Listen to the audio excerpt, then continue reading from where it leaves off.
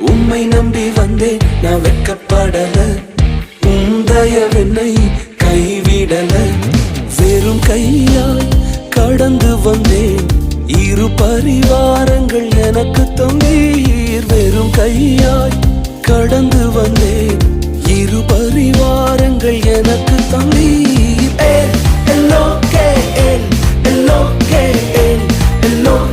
உம்மை துதிப்பேன்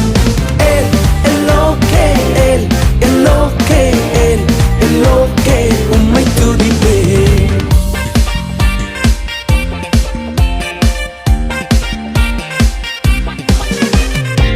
நாங்கள் கைவிடப்பட்ட நேரங்களில் எங்களோடு உடன்படிக்கை செய்து எங்களை உயர்த்தினீரே.